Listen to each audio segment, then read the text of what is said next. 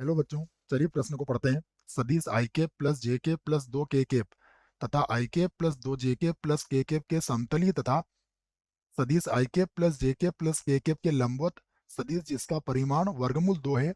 और उसके लिए हमें विकल्प दिए गए हैं ए, बी, सी और डी। और हमें इनमें से सही विकल्प का चुनाव करना है। प्रश्न को हल करेंगे उसके पहले हम मुख्य अवधारणा लिखेंगे। तो मुख्य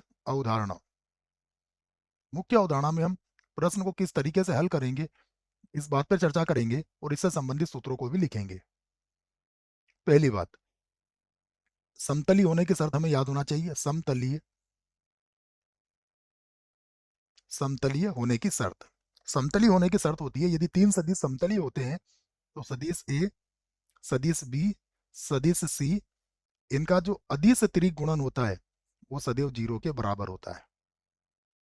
उसके बाद लंबवत की शर्त भी याद होना चाहिए हमें। लंबवत, यदि दो सदिश परस्पर लंबवत होते हैं तो सदिश ए और सदिश बी का जो बिंदु गुणा होता है वो सदैव 0 के बराबर होता है। तो ये बातें हम याद रख सकते हैं। आइए अब हम प्रश्न के लिए जो सदिश हमें चाहिए उस सदिश को हम मान लेते हैं। मैं लिख लेता हूं। माना माना अभिष्ट सदिश, अभिष्ट सदिश, सदिश हम मान लेते हैं इसे एक्स आई कैप, एक्स आई कैप प्लस वाई जे कैप और प्लस जेड के कैप है। जेड के कैप है, ये हमने मान लिया।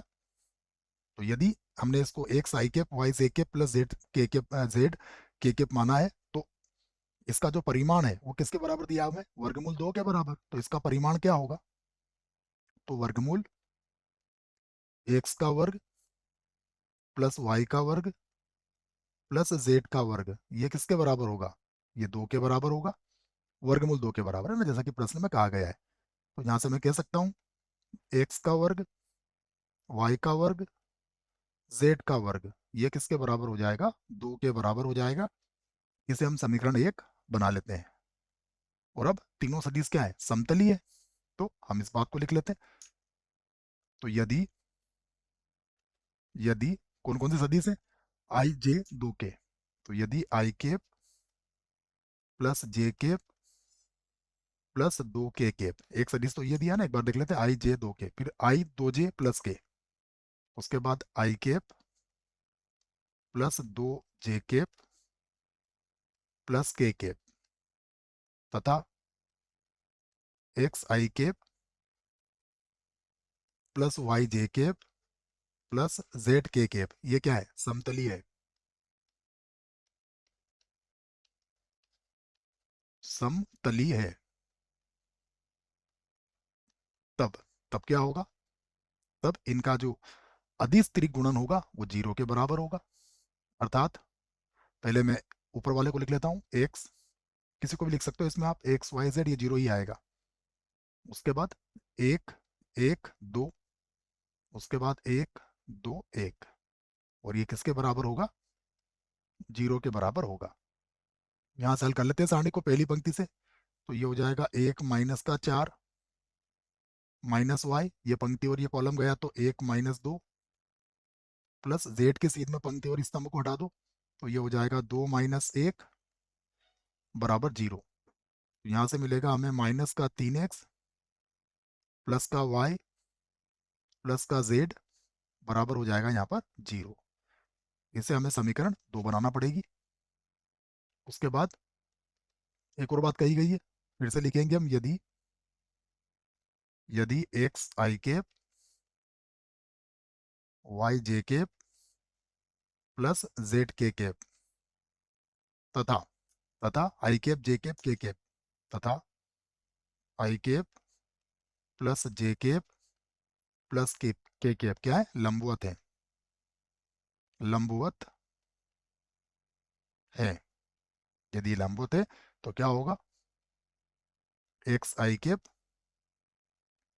तब कर देते हैं वाई जे कैप प्लस जेड के कैप उसके बाद dot I cap plus J cap plus के कैप, ये किसके बराबर होगा, 0 के बराबर। तो ये हो जाएगा X plus Y plus Z बराबर हो गया 0। इसे बना दिया हमने समीकरण 3। अब समीकरण 2 में से 3 को घटा सकते हो आप, तो समीकरण 2 माइनस 3, समीकरण 2 माइनस समीकरण 3, समीकरण 3 से देखिए वाई जेड से वाई जेड कट जाएगा, ये हो जाएगा माइनस का 4x बराबर 0, अर्थात x बराबर कितना आ गया, 0। अर्थात x बराबर 0 तथा y प्लस जेड बराबर भी कितना आ जाएगा, 0। तो ये हमारे पास दो बातें हो गई है। अब हम समीकरण नंबर 1 का प्रयोग कर सकते हैं, या फिर इसको ऐसा भी लिख सकते हो, y बराबर माइनस का z। अब समीकरण 1 से, समीकरण 1 से समीकरण नंबर 1 में हम मान रखेंगे हम, तो यह कुछ इस प्रकार बन जाएगा, देखो x का वर्ग अर्थात 0 का वर्ग, उसके बाद y का वर्ग प्लस, इसे भी हम माइनस y का वर्ग लिख लेंगे, माइनस y का वर्ग और बराबर कितना है, 2। तो यहाँ से 2y का वर्ग अर्थात y का वर्ग बराबर कितना आ जाएगा, 1। तो y बराबर आ जाएगा प्लस माइनस 1 तथा z बराबर आ जाएगा माइनस प्लस 1। तो अब हम सदिश लिख सकते हैं, अतः अभिष्ट सदिश, अतः अभिष्ट सदिश क्या हो जाएगा, देखो ये हो जाएगा 0 आई कैप, उसके बाद प्लस माइनस जे कैप या फिर माइनस प्लस के कैप, ये हमारा उत्तर होगा। इसको हम ऐसा भी लिख सकते हैं, या दो सदिश हमारे होंगे, ये होगा जे कैप माइनस के कैप तथा दूसरा सदिश हो जाएगा, दूसरी स्थिति का जो सदिश होगा, या फिर वही उत्तर लिख देते हैं बच्चों, इसको भी इतना सारा लिखने की जरूरत नहीं है, यहीं से हम लिख लेंगे। ठीक है, इसके दो भाग आ गए हमारे पास। विकल्प की तरफ चलते हैं हम, तो विकल्प में देखिए हमारे पास, हाँ इसको मैं ये जरूर लिख देता हूँ, या लगा के, देखो 0 आई कैप लिखने की जरूरत है ही नहीं, ये हो जाएगा प्लस माइनस जे कैप और माइनस प्लस के कैप। देखते हैं हमें कौन सा विकल्प दिया गया है। तो विकल्प देखें तो माइनस जे कैप प्लस के कैप, ये विकल्प जो है हमारा सही विकल्प है, ये सही विकल्प होगा।